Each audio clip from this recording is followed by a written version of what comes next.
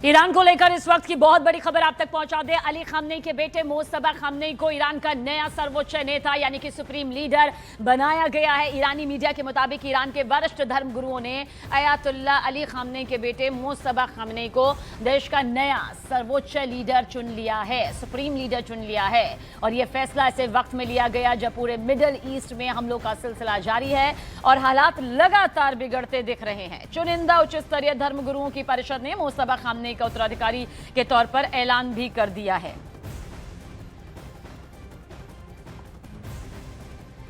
तो ये ईरान का की वो जनता है, ये ईरान का वो समूह है जो अब एक दोबारा से सुप्रीम लीडर के तौर पर इस पद को भरता हुआ देखकर जश्न के तौर पर अपनी ख्वाहिशें, अपनी इच्छाएं यहां पर जाहिर कर रहा है। खासतौर से देखिए ऐसे वक्त पर जब ईरान की धरती कांप रही है, ईरान की धरती थर्रा रही है।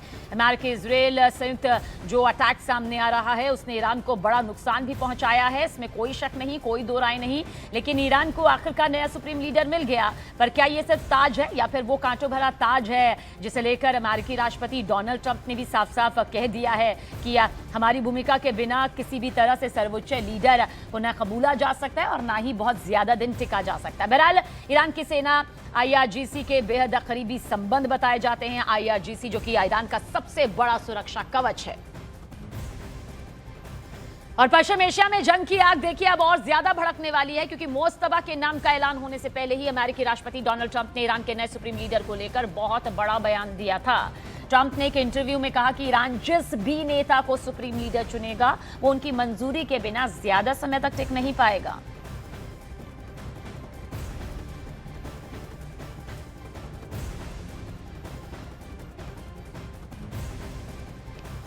और ईरान के परमाणु कार्यक्रम को लेकर इजराइल का बहुत बड़ा दावा।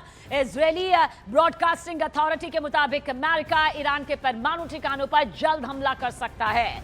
इजराइल का सरकारी मीडिया दावा कर रहा है कि अमेरिकी सेना ईरान के परमाणु कार्यक्रम को पूरी तरह खत्म कर देगी। इजराइल का यह दावा ऐसे वक्त में सामने आया जब ईरान बार बार अमेरिका और इजराइल को जंग और न भड़काने की चेतावनी दे रहा है।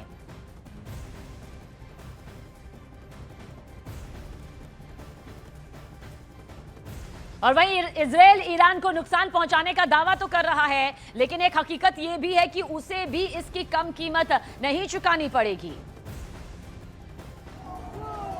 तेल अवीव और वेस्ट बैंक में रात भर फिर एक बार एयर रेड सायरन गूंज उठे। ईरान की तरफ से दागी गई नई मिसाइलों की खेप को इजराइल ने एयर डिफेंस सिस्टम के जरिए इंटरसेप्ट किया, जिससे आसमान में कई धमाके सुनाई दिए। इस जंग ने इजराइल की सबसे बड़ी सुरक्षा ढाल आयरन डोम की भी परीक्षा ले ली है। मिसाइल और ड्रोन की बड़ी संख्या इस सिस्टम पर भी भारी दबाव डाल रही है। हालांकि इजराइल के कई हमलों को नाकाम किया गया है, लेकिन हर इंटरसेप्टर मिसाइल की कीमत लाखों रुपए तक बताई जा रही है। उधर आसमानी जंग लड़ने वाले ट्रंप ने ऐलान तो कर दिया कि वो जरूरत पड़ने पर ग्राउंड पर अपने सैनिकों को उतारेंगे, लेकिन अभी तक अमेरिका और इजराइल हवाई हमलों से ही बाहर नहीं निकल पाए हैं। You sent in ground troops. How are you thinking about that? I don't even want to talk about it now. I mean, it's. I don't think it's an appropriate question. You know, I'm not going to answer it. Could there be? Possibly, for very good reason. Have to be very good reason. And I would say if we ever did that, they would be so decimated that they wouldn't be able to fight at the ground level. Iran के पास middle east का सबसे बड़ा ballistic missile programme माना जाता है। सिर्फ missile ही नहीं, Iran ने पिछले कुछ सालों में ड्रोन टेक्नोलॉजी को भी बहुत ज्यादा अपग्रेड किया, विकसित किया है। अगर ये जंग लंबी खींची तो ईरान मिसाइल और ड्रोन की बड़ी संख्या से इजराइल के एयर डिफेंस सिस्टम पर और दबाव बना सकता है। माना जाता है कि ईरान के पास 3000 से ज्यादा बैलिस्टिक मिसाइल हैं।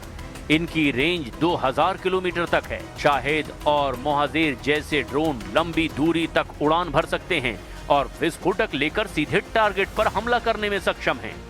इन्हीं ड्रोन का इस्तेमाल रूस ने यूक्रेन के खिलाफ किया है। यानी ईरान की मिसाइलें सिर्फ इजराइल ही नहीं बल्कि पूरे मिडिल ईस्ट के कई देशों तक पहुंच सकती है। एक पल को तेल अवीव की सड़कों पर जिंदगी फिर पटरी पर लौटती दिखाई देती है, लेकिन अगले ही पल आसमान में खतरा मंडराने लगता है। भले ही ईरान के दावे बढ़ा चढ़ाकर पेश किए जाते हों, लेकिन तेहरान ने तेल अवीव की रातों की नींदें उड़ा रखी है।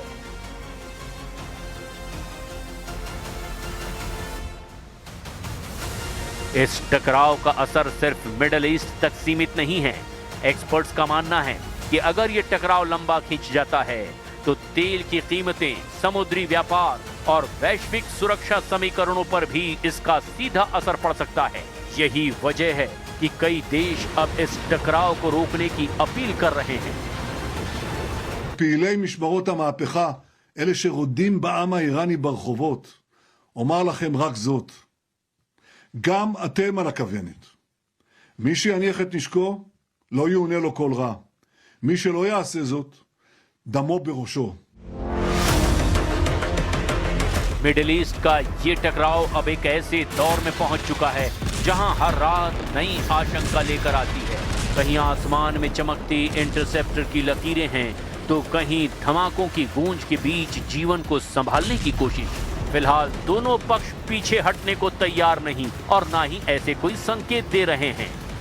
ऐसे में ये जंग सिर्फ सीमाओं के बीच की लड़ाई नहीं रही, बल्कि पूरे इलाके की स्थिरता और वैश्विक राजनीति के लिए एक नई परीक्षा बनती जा रही है।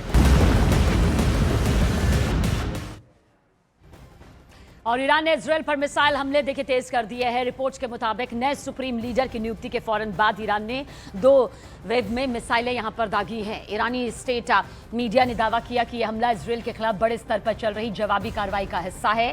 बताया जा रहा है कि मिसाइलों की रेंज और संख्या दोनों पहले से ज्यादा है और इन्हें सीधी इजरायली टारगेट्स की तरफ दागा गया है।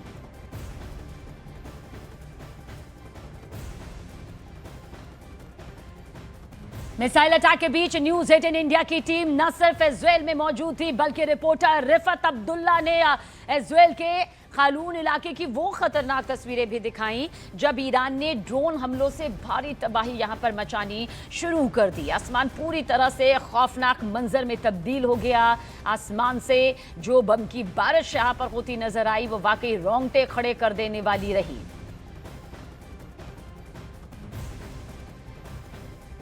मैं इस वक्त उस जगह पे हूँ जहाँ पे इर्द गिर्द काफ़ी सारे मकानों को नुकसान पहुँचा है, पूरी तबाही हुई है। मैं दिखाने की यहाँ पे कोशिश करूँगा कि किस तरीके की तबाही हुई है ईरान के मिसाइल अटैक से इसराइल में। तो ये आप देख सकते हैं कि किस तरीके की तबाही यहाँ इसराइल में हुई है। जो ईरान की तरफ से बैलिस्टिक मिसाइल्स दागे गए हैं, सब कुछ यहाँ पे तबाह हो चुका है। ये पूरा इलाका तबाह हो चुका है।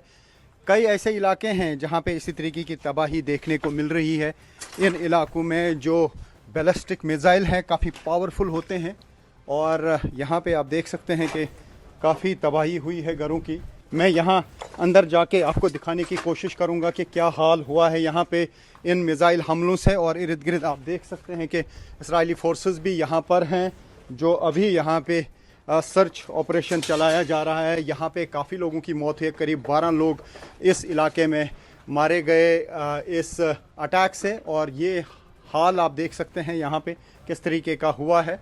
तो ये सब हाल देख के आप अंदाज़ा लगा सकते हैं कि जब बैलिस्टिक मिसाइल कहीं पे गिरता है तो उससे किस तरीके की घरों की तबाही हो रही है। बिल्डिंग्स जो हैं बिल्कुल तबाह हो जाती हैं। यहाँ डायरेक्ट हिट लगा है बैलिस्टिक मिसाइल का और उसके बाद ये सब तबाही हुई है। इर्द गिर्द सब कुछ बिखरा पड़ा है, जो यहाँ पे था वो सब कुछ हिल गया है। और मैं कोशिश करूँगा आगे भी आपको दिखाने की कि क्या हालात हैं यहाँ पे, क्योंकि ये पूरा इलाका जो है ये तबाह हो चुका है।